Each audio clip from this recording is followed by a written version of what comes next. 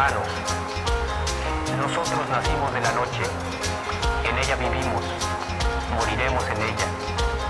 Pero la luz será mañana para los más, para todos aquellos que hoy lloran la noche, para quienes se niega el día, para todos la luz, para todos todo. Nuestra lucha es por hacernos escuchar y el mal gobierno grita soberbia y tapa con cañones sus oídos. Nuestra lucha es por un trabajo justo y digno y el mal gobierno compra y vende cuerpos y vergüenzas. Nuestra lucha es por la vida y el mal gobierno oferta muerte como futuro. Nuestra lucha es por la justicia y el mal gobierno se llena de criminales y asesinos. Nuestra lucha es por la paz y el mal gobierno anuncia guerra y destrucción. Techo, tierra, trabajo, pan. Como secretaria general de Extremeños sí que apoya completamente la causa que está sucediendo con Alberto Cañedo, que luego os contará él, pero desvincularlo totalmente del ayuntamiento, porque sabéis que luego cuando se mezclan políticas con las condiciones que está pasando, pues nos acarrean problemas mayores que no tienen nada que ver, ¿no? Me parecía que cuando estuvimos organizando el acto, cuál era el sitio idóneo, pues Valderosa es el ejemplo donde ha puesto al Carcaboso a nivel internacional con su reconocimiento, con su trayectoria a iniciativas agroecológicas que han ido de la mano del gobierno de Alberto, ¿no? Y que ahora pues estamos intentando llevar a cabo. Como lo interesante hoy nos va a contar Javi su experiencia con el movimiento zapatista y con todo lo que hoy nos trae aquí con el café solidario que luego nos tomaremos, que también se ha encargado él personalmente de prepararlo y Alberto también dirá algunas palabras. Pues yo nada más agradeceros que habéis hecho el esfuerzo de venir y ver y escuchar lo que nos van a contar, ¿no? Aquí protagonistas, solamente hay dos protagonistas y son las comunidades zapatistas en resistencia, el zapatismo y en este caso el compañero Alberto Cañedo, ¿no? Me han pedido que para ubicar a la gente comente primero un poco qué es el zapatismo, qué es el EZLN. Entonces, como movimiento insurgente en América Latina, hay dos grandes diferencias comparado con otros levantamientos que ocurrieron en América Latina. Y es que el zapatismo aparece descontextualizado en el tiempo, aparece en el año 94, mientras que los demás procesos de liberación nacional en América Latina se dieron en los años 80. Estamos hablando de unos 15 años antes, ¿no? El otro motivo diferencial es que es un movimiento casi exclusivamente indígena, ¿no? Esto caracteriza y cambia mucho el panorama, ¿no? Si tenemos que poner una fecha, todo nos suena en el tiempo el 1 de enero de 1994, cuando se produce el levantamiento zapatista en Chiapas. Esa fecha no es exacta. El EZLN se crea en 1983, pero esa fecha, los que la sepáis, tampoco es muy exacta. El EZLN procede de las antiguas Fuerzas de Liberación Nacional en México. Estamos hablando del año 69, ¿no? Quiero decir que el camino que hubiese seguido seguramente el EZLN hubiese sido un camino muy similar al que ocurrió en Nicaragua, El Salvador o Guatemala, ¿no? Y posiblemente con un final similar, ¿no? Esto no fue así. Las Fuerzas de Liberación Nacional, que crecieron en silencio, actuaron en silencio en México, recibieron un duro golpe en el año 74. Estaba diciendo que en el 69 se habían creado. Recibieron un duro golpe. Lo que tenían como Casa Grande de San Miguel Neplanta, una localidad próxima al Distrito Federal, fue asaltada por el ejército. Y bueno, y gran parte y cayó pues prácticamente lo que fue la dirigencia de esa organización. Eso propició también la caída de un primer intento de establecimiento en Chiapas en un rancho que tenían, ¿no? Para lo que era el adiestramiento y la preparación. Esto que dejó casi al límite de la extinción a las Fuerzas de Liberación Nacional. Esto fue el hecho circunstancial que retrasó su crecimiento y el hecho diferencial que os he comentado anteriormente. A partir de ahí, las fuerzas, estas fuerzas muy debilitadas y casi extinguidas, crecen en silencio y se mantienen en silencio hasta el año 1983, que seis guerrilleros, 6 insurgentes, llegan a la selva lacandona, 5 hombres, una mujer, 3 mestizos y 3 indígenas, y establecen el primer campamento guerrillero una noche de aquel 1983, que lo llaman la Garrapata. Y bueno, y aquella noche, según ellos describen, es cuando realmente se crea el EZLN, ¿no? En 1983. Pero entonces, el EZLN, pues, tiene lo que es un movimiento expansivo en las comunidades indígenas. Ellos viven en la selva y bajan a las comunidades donde tienen los primeros contactos con lo que es con la población. El indígena admira mucho el hecho de ver a alguien que aparece de un elemento tan hostil como es la selva. Aparece, platica, habla con ellos y posteriormente regresa para dormir y vivir en ese medio tan hostil, ¿no? Es una forma de reconocer la vida que tenían el indígena de Chiapas, que tenemos que decir que también, aquí un paréntesis, el motivo de haber elegido Chiapas para la insurgencia era, estamos ante una sociedad muy pobre, una cultura que ha sido masacrada durante 500 años y esclavizada durante 500 años, donde la población nacía y crecía en los ranchos de los terratenientes, donde eran explotados y donde era todo a cambio del alimento nada más. Podemos decir que el ingreso, yo recuerdo que el ingreso económico de una familia indígena allá en el año 97 podría ser el equivalente a unas antiguas 200 pesetas nuestras. Mensualmente, estamos diciendo nada y menos, ¿no?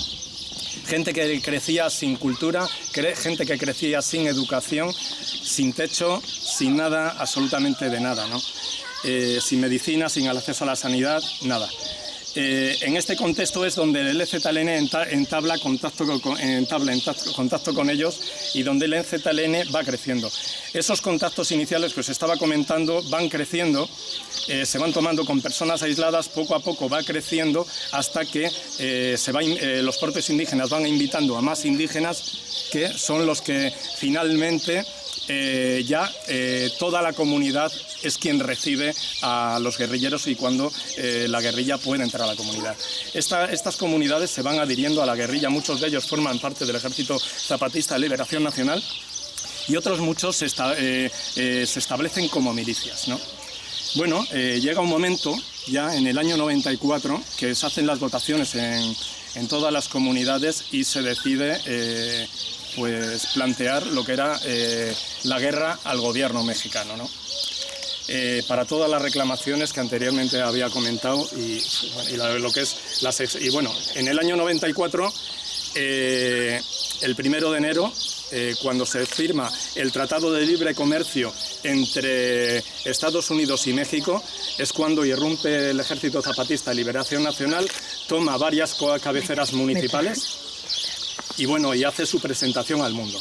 A partir de ese momento, bueno, todos recordamos la imagen del subcomandante Marcos en la balconada del Palacio Presidencial de San Cristóbal de las Casas, declarando la guerra al gobierno mexicano y reclamando libertad, justicia, democracia, sanidad, educación y ese largo etcétera, ¿no? Es lo que ellos decían, que bueno, la larga noche de los 500 años y bueno, y ahora eran sus exigencias, ¿no?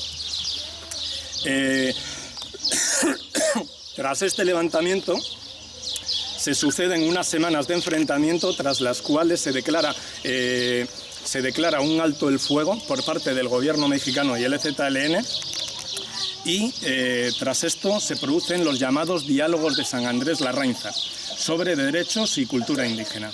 En ese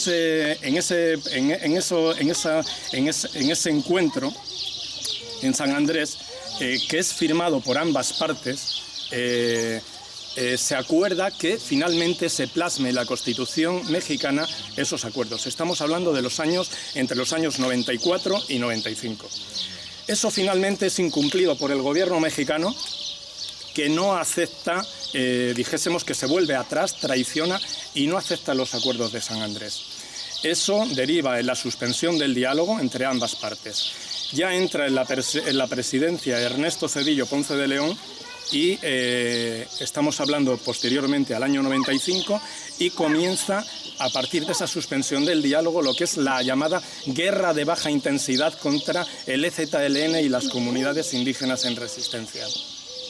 Esta guerra de baja intensidad está basada en la estrategia de la Escuela de las Américas en contrainsurgencia de los Estados Unidos y sobre todo se resume en una frase: quitar el agua al pez, que se llama en lo que es el elemento de contrainsurgencia. No podemos acabar con la guerrilla, quitemos el agua al pez, ataquemos a las bases de apoyo zapatistas, es decir, a la población en la cual se apoya a la guerrilla. Empieza un hostigamiento militar contra la población civil, empieza la creación del paramilitarismo, que tiene su mayor exponente en 1997 con la masacre de Acteal. A mí me tocó aquella situación allá, en el año 97, 45 indígenas, mujeres, niños sobre todo, porque los hombres casi todos estaban trabajando en la milpa, fueron masacrados con métodos con armas de grueso calibre y con métodos que en Guatemala, si algún compañero recuerda lo que eran los caibiles durante la guerra guatemalteca, pues era lo que llamaban, incluso había mujeres embarazadas y había que con el machete matar la semilla, no cuento más. Fueron etapas muy duras que se repitieron con distintas intensidades.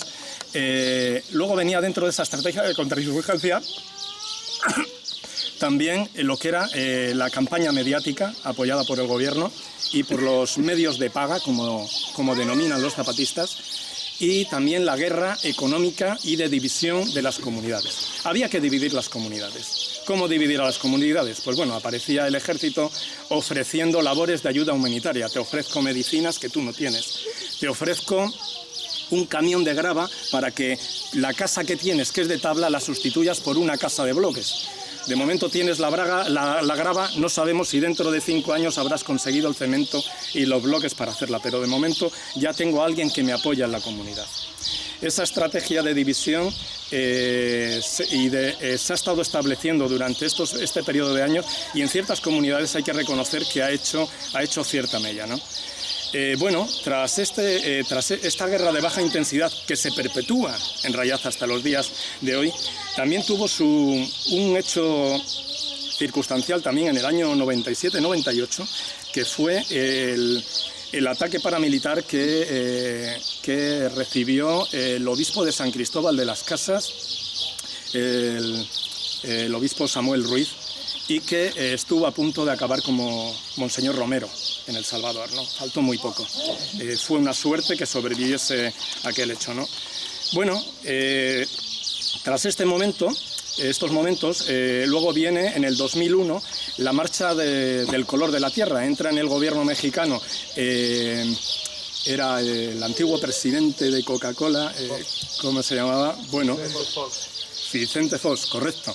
Entra Vicente Fox y Vicente Fox entró con una promesa, y era reconocer los acuerdos de San Andrés y trasladarlos a la Constitución mexicana. Para la misma fecha, entonces, el EZLN declara y concentra todas sus fuerzas en organizar la Marcha del Color de la Tierra, en la cual participan miles de indígenas. Es una caravana que dura 2 semanas, recorre prácticamente todos los estados mexicanos y desemboca en el Distrito Federal, en el Congreso de la Unión, para coincidir con la aprobación de esa modificación de la Carta Magna mexicana. Evidentemente, como todo se pensaba,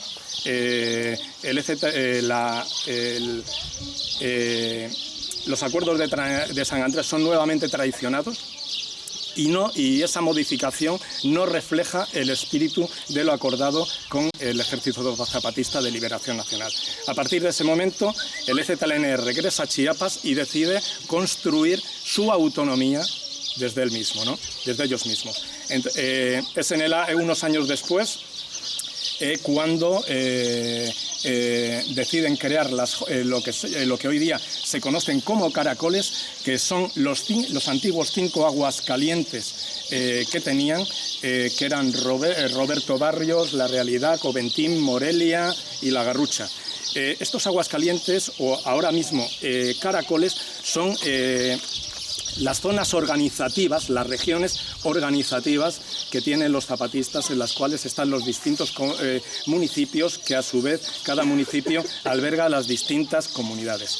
Estos caracoles son administrados por las juntas de buen gobierno, que son las que están formadas por representantes rotativos de estas comunidades y que son quienes obran a la hora de establecer labores de vigilancia, labores de sanidad, educación, trabajo colectivo, etcétera, etcétera, etcétera. Bueno, así es como estamos trabajando hasta el día de hoy. Están trabajando en las comunidades, ¿no? Y bueno, yo creo que llega el momento un poco, después de hacer esta entradita, de cambiar un poquito el tema y comunicar un poco qué es lo que hemos hecho en este viaje, qué es lo que hemos hecho con la solidaridad para el compañero Alberto. Y bueno, el viaje ha coincidido y hemos tenido buena suerte de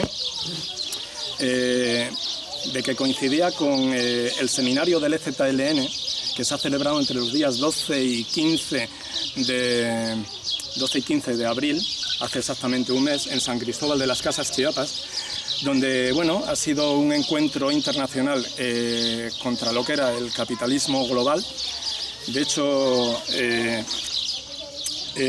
lo denominaban los muros de arriba, las grietas de abajo y a la izquierda. Y bueno, se celebró en la Universidad de la Tierra, que hay en San Cristóbal de las Casas. Es lo que se conoce como el CIDESI, el Centro de Capacitación Integral de las Comunidades Indígenas en Resistencia.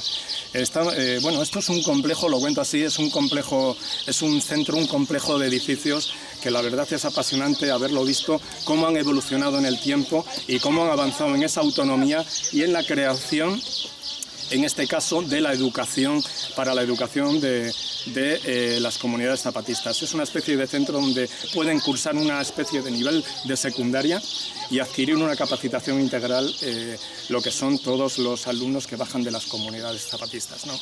Bien, en este centro se desarrolla este seminario que dura varios días. En ellos interviene la delegación de la Comisión Sexta del EZLN, formada ampliamente por lo que son los distintos comandantes zapatistas. Bueno, la conclusión de este seminario la podemos resumir brevemente con hoy día el capitalismo global, el neoliberalismo finalmente ha reventado, ha pinchado.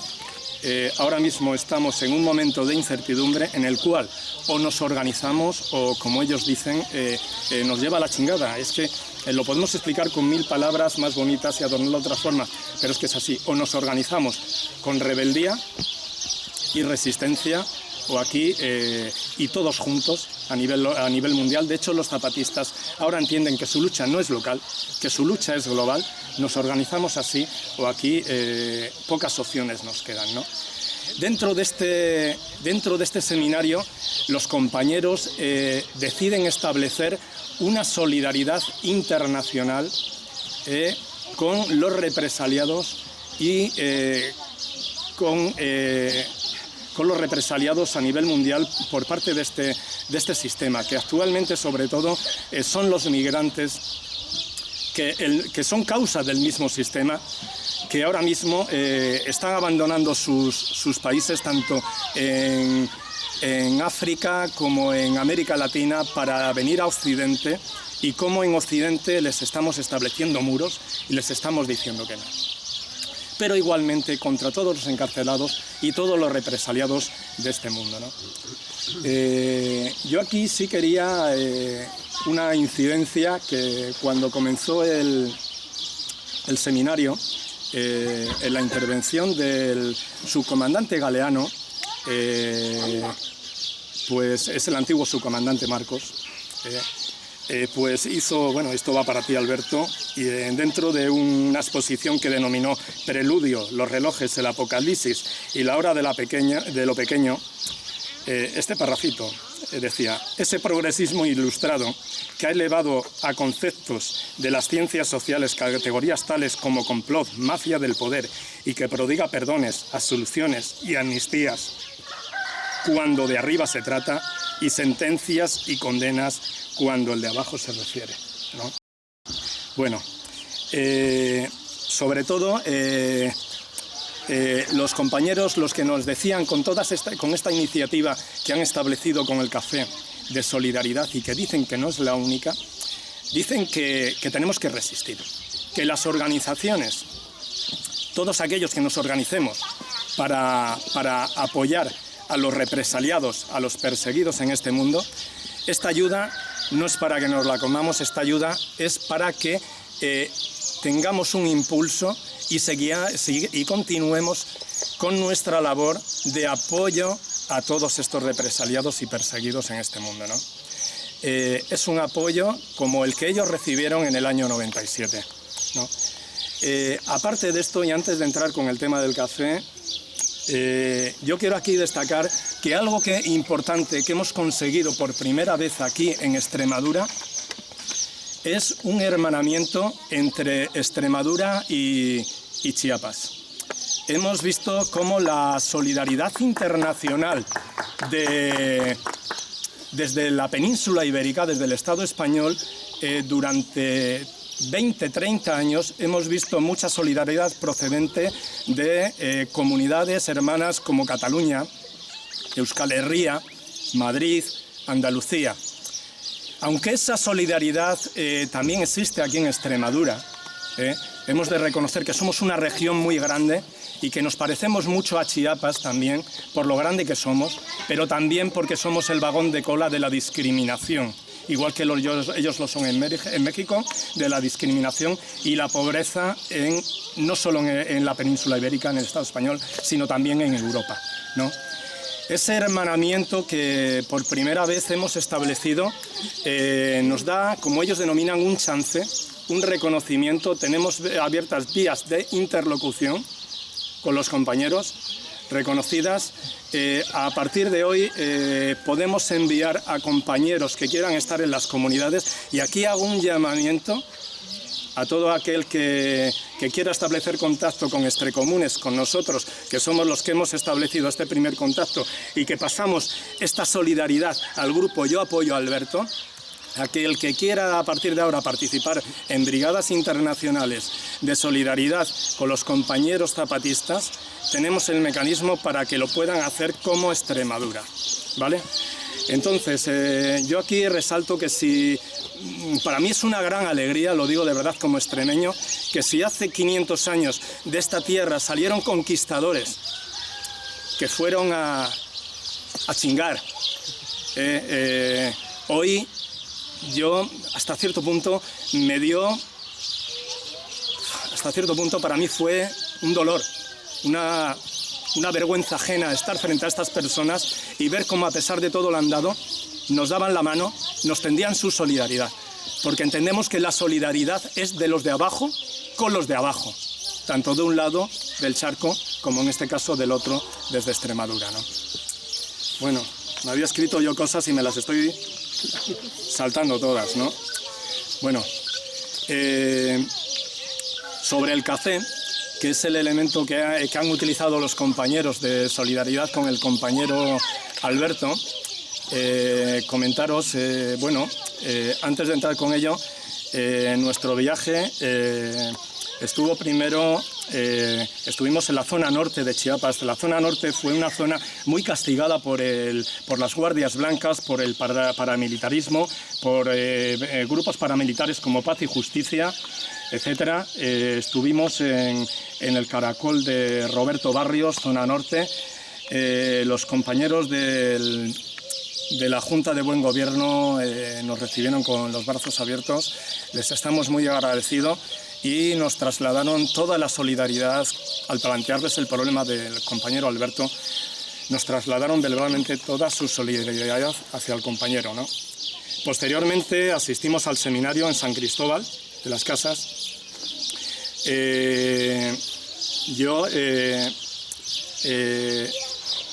utilizando las comunicaciones que yo ya tenía con ciertas personas, pues establecimos un comunicado sobre la situación del compañero Alberto Cañedo.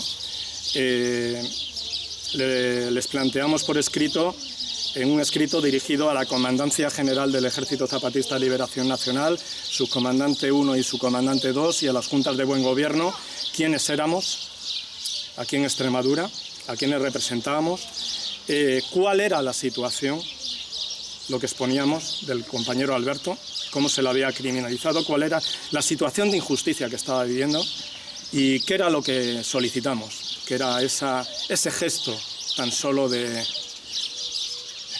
solidaridad. Como decíamos nosotros, con un solo grano de café nos bastaba, ¿no? Les adjuntamos un anexo explicativo de toda la situación que estaba viviendo Alberto, ¿no? Eso fue entregado, recibimos una llamada telefónica unos días y nos convocaron a una reunión.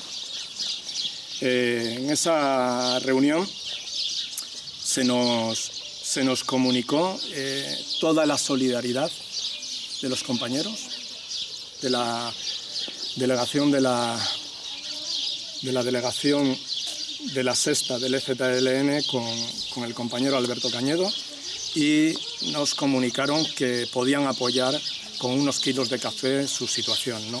Que forman parte de las más de 3 toneladas de café que ellos donan de las comunidades indígenas para todo esto. Ahí nos invitaron a una reunión con todos los compañeros, en este caso sobre todo del otro lado de la frontera de Norteamérica, para ver cómo se iba a canalizar y organizar toda esa ayuda a cada región, ¿no? y cómo se iba a llevar, ¿no? Bueno, a partir de ahí, participamos en las pláticas, en las conversaciones que tienen los compañeros en este seminario. Y referente al café, el subcomandante insurgente Moisés, el sub 2 lo llaman, pues hizo una exposición de cómo surge este café, cómo surge la iniciativa del café, que es muy bonita. Yo no la voy a resumir porque no me quiero alargar mucho más, y sí os invito a que pinchéis en enlace zapatista.org y lo leáis porque merece la pena. Y este compañero indígena, su comandante, nos cuenta cómo ellos decían cómo en el 94 nos llegó toda esa solidaridad internacional, cómo nosotros creíamos que ya nos había en su papel, cómo nos correspondía ya devolver esa solidaridad recíprocamente hacia aquellos que lo están pasando mal a nivel internacional. Nos decían que claro, que ellos buscaban y que decían, nosotros plata no tenemos, nosotros dólar no tenemos, ¿no? Hablaban en las comunidades. Habían decidido de que había que solidarizarse las comunidades. Y decían, nosotros dinero no tenemos, ¿cómo lo hacemos? Pues hombre, les podemos mandar guineos, pero los guineos se nos van a pudrir, ¿no? Es el plátano, ¿no? Entonces, ¿cómo lo hacemos, no? Hasta que al final llegaron, pues les podemos llevar café, tenemos buen café, tenemos café orgánico y les podemos enviar café, pero ¿cómo les hacemos para enviar café, no? Sí, claro, todas las comunidades nos siembran café, todos los compañeros nos siembran café. ¿Cómo hacemos finalmente? Pues bueno, pues entonces llegaron a que, bueno, compremos a los compañeros, entre todos a los compañeros que siembran café. Entonces, ¿cómo lo hacemos? Decían, pues que las juntas de buen gobierno que se administran y se financian con el trabajo colectivo de todos, sean las que compran el café a los compañeros. Entonces fue como colectivamente todo, la maquinaria, ellos la explican de forma muy bonita, cómo se puso a trabajar hasta que finalmente ese café se cosechó, se compró, se transportó, es café zapatista, se transportó, se secó, se despulpó, se secó, lo empaquetan, etcétera, etcétera, etcétera, hasta que finalmente lo tuestan todo, hasta que finalmente llega a nuestras manos todo el proceso, ¿no? Y bueno, yo aquí ya para terminar, y en 5 minutos terminamos, yo creo que esto, quien mejor lo va a resumir es un pequeño un pequeño escrito, que es con el que quiero terminar, del subcomandante insurgente Galeano, antiguo Submarcos, que lo resume muy bien todo lo acontecido, de cómo es esta solidaridad con el compañero Alberto, ¿no? Y con los otros compañeros represaliados del mundo, ¿no? Hace 23 años, de diversas partes del mundo llegó ayuda humanitaria. Los indígenas zapatistas entendimos entonces que no era limosna lo que nos mandaban, sino apoyo para resistencia y rebeldía. En lugar de zamparnos todo o venderlo, como hacen los partidistas, con esos apoyos fuimos levantando escuelas, hospitales, proyectos para la autogestión. Poco a poco, y no sin problemas, dificultades y errores, construimos las bases materiales para nuestra libertad. Ayer hemos escuchado al subcomandante insurgente Moisés decirnos que las comunidades indígenas zapatistas se organizaron no para pedir ayuda, sino para apoyar a otra gente en otra tierra, con otra lengua y cultura, con otro rostro, con otro modo, para que resista. Nos ha platicado el proceso seguido para cumplir con eso. Cualquiera que haya escuchado sus palabras puede decir, y no se equivocaría, que lo que se ve en ese largo camino que va del cafetal a este kilo de café empacado, hay una constante organización. Pero volvamos a 1994-96. Conforme llegaban mujeres, hombres y otroas, como dice, de diversos rincones del mundo, de México y del mundo, los zapatistas entendimos que ese calendario no era una geografía específica la que nos tendía la mano y el corazón. No era la soberbia de Europa la que se condolía de los pobres inditos a los que inútilmente había querido exterminar durante siglos antes. Fue la Europa de abajo, la rebelde, la que sin importar su tamaño, su lucha día a día, la que con su apoyo nos decía no se rindan. No era el norte revuelto y brutal, que es el gobierno y poder escondido tras la bandera de las barras y las turbias estrellas, quien simulando humanidad mandaba migajas. Fue la comunidad latina y anglo que defiende su cultura y modo, que resista y lucha, que no se embrutece con la droga del sueño americano, la que nos apoyó mientras murmuraba no se vendan. No era el México partidista, el de la nomenclatura de todas las derrotas convertidas en puestos y cargos para los dirigentes y olvido para las bases, quien trataba de cobrar doble, cobrar la sangre de nuestros y cobrarnos luego la limosna que extrajeran. Fue el México de abajo, el que se organizaba sin importar si son muchos o pocos, si salen o no en la noticia, si los entrevistan o no los medios de paga. El que carga sus muertos, sus presos, sus desaparecidos, no como un lamento, sino como un compromiso. Ese México fue quien se quitó algo de lo poco que tenía para dárnoslo mientras su mirada nos mandaba no claudiquen. De África, Asia y Oceanía también llegó el aliento y la esperanza susurrándonos, resistan. Y desde esos años primeros, nosotros, zapatistas, entendimos que no nos dejan una ayuda, sino un compromiso. Y desde ese calendario nos hemos esforzado por honrarlo. Pero ahora debemos seguir y hacerles saber a todos que nuestras comunidades, nuestros pueblos, han decidido que es el momento de recordarles a quienes creyeron y confiaron en nuestra bandera, y modo que aquí estamos, que resistimos, que no nos rendimos, que no nos vendemos y no claudicamos. Queremos que sepan que ahora pueden contar con nosotros, nosotras, con las comunidades zapatistas, que aunque poco y a distancia les apoyaremos. Y tampoco será nuestro apoyo una limosna. También será para ellos, ellas, elloas, ustedes, un compromiso. Porque esperamos que resistan hasta lo último. Esperamos que no se rindan, que no se vendan, que no claudiquen. Porque esperamos que aunque en los momentos en que se sientan más solos, más derrotados, más olvidados, tengan en su dolor y en su angustia al menos una certeza, la de que hay alguien que, aunque de lejos y con el color de la tierra, les dice que no están solos, solas, soloas, que su dolor no es ajeno, que su lucha, su resistencia, su rebeldía también es la nuestra. Les apoyaremos como es de por sí nuestro modo, es decir, un apoyo organizado.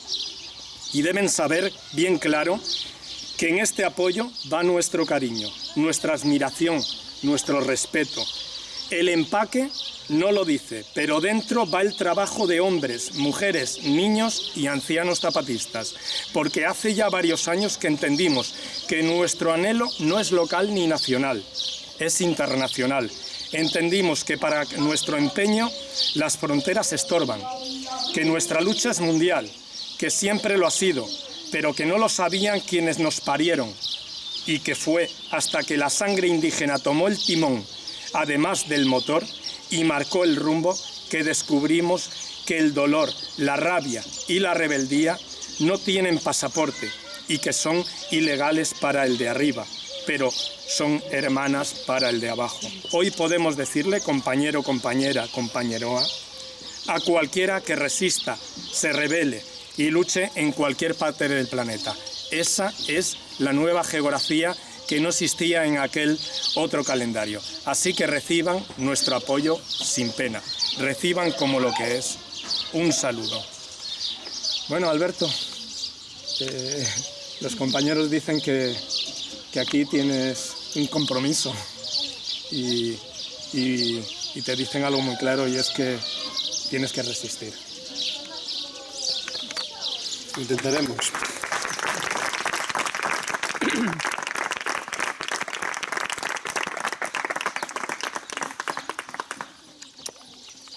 Bueno, pues tendría yo 17 años o así, cuando estaba con frailes, estudiaba con frailes, frailes muy de derechas, eran mis frailes, hermanos de la Salle, pero nos pusieron un vídeo de la teología de la liberación. La teología de la liberación es, bueno, pues es teología, ¿no? Que es el estudio de la ciencia de Dios, pero relacionado pues con distintos aspectos que había en Latinoamérica. Uno de los que salían en el vídeo era John Sobrino, un jesuita que no murió en El Salvador porque no estaba en la universidad el día que mataron a 4 compañeros suyos, 4 españoles, ella Curía, había uno de Valladolid también, que por eso nos pusieron en el documental. Otro era Pedro Casaldáliga, que era obispo del Mato Grosso, Brasil, que también estuvo a punto de morir varias veces. Ahora el hombre está muy mayor, no sé si se habrá muerto, estaba con Alzheimer, ya en España, ya volvió. Y el otro era Samuel Ruiz, que no me acordaba del nombre, pero como le has nombrado, obispo de San Cristóbal de las Casas, en Chiapas. Esa fue la primera vez que yo oí hablar de Chiapas, nunca antes había oído hablar de Chiapas y casi no había oído hablar ni de México. Sabía que estaba en el Golfo y que nosotros escribimos con J y en los mapas ingleses sale con X, ¿no? Es lo que sabía de México. Pero entonces escuché una cosa a Samuel Ruiz, al obispo de San Cristóbal de las Casas, que se le había escuchado casi igual a mi padre. Este señor dice que visitando una comunidad le alojan en un rancho de unos ricos y todos los pobres por la tarde le van a dar la mano, a besarle el anillo y tal. Y uno de ellos le pregunta: ¿se ha hecho usted ya la casa, señor obispo? Y dice él: ¿qué casa? Si yo vivo en un palacio episcopal, si yo ya tengo casa. Dice: no, porque llevamos un año sin cobrar el sueldo, porque la doña del rancho no nos paga el sueldo para pagarle a usted la casa que se tiene que hacer en... Entonces, bueno, pues el hombre se salió de ese rancho y no volvió a visitar nunca un rancho así, sino que se iba a visitar pues a las comunidades y se dio cuenta de la pobreza, ¿no?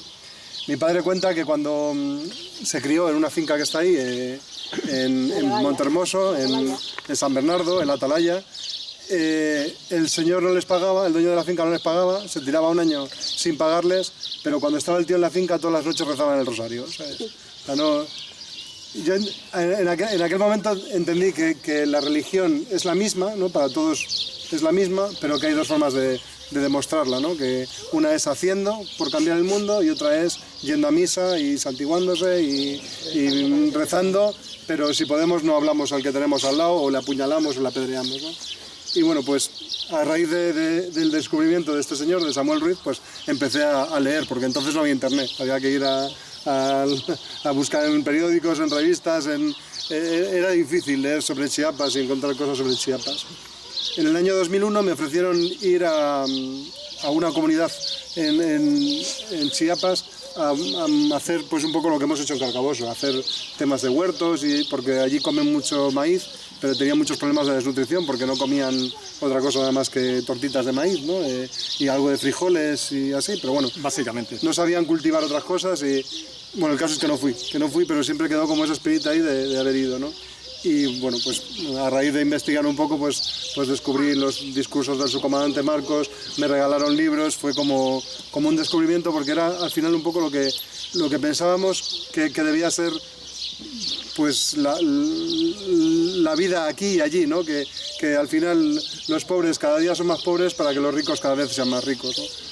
Nosotros no tenemos una realidad ni siquiera parecida a la que tienen en Latinoamérica. O sea, los pobres de aquí vivimos mejor que los ricos de allí. Eso es, bueno, tanto no, porque los ricos de allí son los ricos que no te imaginas aquí. O sea, es como allí ves las incongruencias que no crees que. Yo no entiendo cómo puede un tío vivir en una mansión al lado de una chabola, ¿sabes? Y allí lo ves, ¿no? Pero sí que es cierto que nos hemos olvidado un poco porque realmente nos hemos olvidado de dónde venimos y de lo que somos, porque estamos bien vestidos, todos tenemos ahora €1 para tomarnos una cerveza después, más o menos, digamos, nos hemos olvidado de dónde venimos, ¿no? Y yo creo que ellos vienen a recordarnos de dónde vienen, ¿no? Porque cuando no tienen nada y te dan 10 kilos de café, que para ellos son muy importantes, pues cuando no tienen nada y te lo dan, a nosotros que vivimos en una sociedad que nos sobra todo, pues te hacen ponerte en tu sitio, ¿no?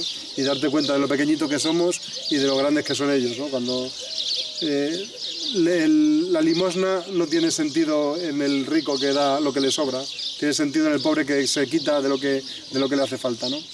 Y bueno, pues no es agradecer, es sentimiento completamente de deuda lo que tengo ahora mismo con esta gente, porque yo entiendo que es lo que ellos necesitan para su día a día, para vivir, y que nosotros pues tenemos que intentar recompensarles, ¿no? Por lo menos no defraudarles, si no recompensarles, no defraudarles. Me dicen que resista, voy a intentar resistir, se está haciendo muy difícil resistir porque el tiempo no sabemos cómo juega, si a nuestro favor o a nuestra contra. Estoy contento de no tener noticias, porque no tener noticias significa que no voy a la cárcel de momento, pero también estoy nervioso porque al no tener noticias, pues mis días son siempre como la sombra de, pues como si estás ahí medio cadavérico en el desierto y ves planear unos buitres, ¿no? Y desde el momento que me desmaye, estos me meten el pico. Es un poco la sensación que tengo, ¿no? de un moribundo que está ahí paseando por un poco divagando y sin poder un poco, no estoy centrado, no estoy, bueno, hoy no sabíamos ni qué íbamos a hacer, menos gracias a Javier, que lo traía muy claro y tenía todo muy diseñado y muy bonito. Pero no, bueno, lo que os digo, se está haciendo difícil resistir. La idea de este café es que nos lo tomemos más gente, que hagamos un acto en algún sitio. Habíamos hablado de la posibilidad de que sea Mérida, para que sea un acto pues que convoquemos a más gente, nos lo tomemos con más gente y también que, pues eso, que se visibilice el caso. Estoy haciendo un ejercicio también que es el de pedir para mí, porque nunca he pedido para mí, no me gusta pedir para mí, pero resulta que ahora estoy en la necesidad de tener que pedir para mí, porque la cárcel me la están pidiendo para mí, no se la están pidiendo para un tercero, ¿no? Eso es un ejercicio también de trabajar con mi orgullo, ¿no? Porque es muy bonito dar, pero es jodido pedir cuando lo necesitas, ¿no? Pues es una dosis de humildad la que tienes que trabajar, ¿no? Y también quiero creerme, o no, me autoengaño a lo mejor pensando que cuando pido para mí, pido para más gente, ¿no? Yo creo que si visibilizamos este caso de acoso político y judicial que he tenido y que he sufrido, si lo visibilizamos, liberamos a más gente, ¿no? Entre otras, liberamos también a Lorena, que la sombra de la denuncia también campaba hacia ella, liberamos a cualquiera que quiera hacer algo, ¿no? Creo que en Carcaboso es muy importante perder el miedo a participar en política, porque hay miedo a participar en política en Carcaboso por lo que me ha pasado a mí, por lo que le pasó a José María, por lo que le ha pasado a todos los alcaldes que se han enfrentado con esta familia. Y bueno, pues vamos a ver si conseguimos que se pierda el miedo, ¿no? Que yo no sé si voy a ir a la cárcel, sinceramente no es lo más importante que pueda pasar, que vayamos a la cárcel o que no es lo peor que pueda pasar, ¿no? Hay cosas que son peores que esas y las tenemos en la familia, que son las hemos tenido, ¿no? Todos las tenéis en vuestras familias. Alguna enfermedad, algún fallecimiento, alguien que te falta y que ya nunca vas a volver a ver. O sea, lo peor no es la cárcel. La cárcel puede ser una cosa más, pero no es lo peor que nos pueda pasar. Y lo único que que intentemos, pues eso, me gusta, hoy pensaba que íbamos a estar 7 y hay a lo mejor 20 personas, 25. 30. Me gusta que seamos más, porque de verdad casi no hemos dado ni publicidad ni hemos dicho nada. Iba a ser un acto familiar y es familiar, pero la familia es grande, ¿no? que se agradece. Y nada más, en deuda que nos sentimos en deuda no solo por el café, en deuda también por los libros del subcomandante Marcos, por los poemas, por los discursos, que han sido también una idea que tenías ahí siempre para conmemorar. Y también, bueno, pues algo que hay que tener muy claro, y es esta gente ama su tierra, ama su país, ama su selva. Y nosotros también yo creo que hacemos lo mismo, ¿no? Amamos nuestra tierra, amamos nuestra región, Extremadura, amamos nuestro pueblo y también por eso hemos hecho lo que hemos hecho, ¿no? Y cuando hay amor se nota, ¿no? Cuando el amor gana siempre al odio y eso es lo que tenemos que mostrar, que aquí hay mucho amor. Sí. Pues...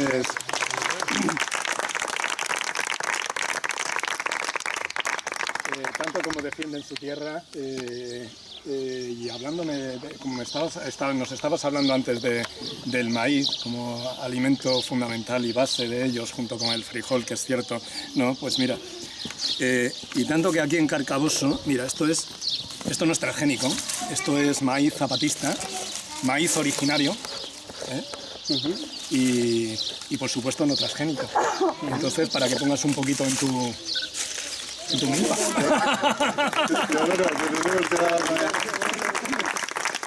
Me dan luego algunos granos. Sí, eso no es transgénico. Además, me lo dio un compañero zapatista que creo que ya le conozco. Vamos a hacer una cosa, que yo soy poco huertano y... Vale. Y estoy viendo aquí a Domingo, a Teodoro, que se nos da bien el rollo, compartiremos un poquito. Axel. Sí. A ver, para asegurarnos que la semilla se multiplica. Vale. A ver qué tal se adapta por la climatología, porque a lo mejor necesita un proceso, no lo sé. Bien, habría que probar. Son distintas, ¿no? Sí, uno es morado y el otro es blanco. Fijaros que las líneas son irregulares, ¿no? Bueno, es que hay mil tipos de maíz originales. No son rectitas como son las mazorcas modernas. Sí. Algo algo que no se comentaba antes, pero que sí, porque se saltan las cosas, pero sí es una cuestión. Rebobino un poquito para atrás, si me permitís, importante dentro de lo que es el zapatismo, es que cuando se crea el EZLN hay un gran choque cultural entre lo que es el establecimiento del EZLN en Chiapas y las comunidades zapatistas. Un choque cultural, me refiero, los que llegan allá, algunos que procedentes de los guerrilleros que llegan procedentes de la ciudad son personas con un concepto marxista-leninista en aquellos tiempos, ¿no? Y lo que surge de ahí no es una guerrilla marxista-leninista, es otra cosa. Ellos chocan con la cultura indígena y al final no son ellos los que transforman a esa cultura y la hacen copartícipe de su guerrilla, sino que son las comunidades indígenas, el indigenismo, el indígena, el que transforma a la guerrilla. Y ya no tenemos el movimiento que teníamos anteriormente, ¿no? Es decir, que es un movimiento, el EZLN, muy diferente, es otra cosa, nada que ver con lo que, como comentaba, con lo que pudo haber en los procesos de Centroamérica, ¿no? Y luego iba acompañado, también, decía el compañero Alberto, hablaba de la poesía, la forma de escribir y de transmitir, la forma comunicativa, es otro de los puntos fundamentales, ¿no? Y ahí tenemos, por ejemplo, el recurso de Internet que hicieron desde el año 94. cuando apenas conocíamos lo que era Internet y lo que era un correo electrónico nosotros, empezamos a saberlo, ¿no? Pues ellos hacen una utilización impresionante y una demostración impresionante de cómo utilizar ese medio, ¿no? Que junto con ese poder de oratoria, no necesitaban disparar balas. Sus balas eran palabras, ¿no? Eran palabras. Y ese es el gran hecho diferencial y el que 23 años después puedan decir los compañeros de las comunidades zapatistas, aquí continuamos y hemos avanzado en nuestra autonomía, ¿no? Termino.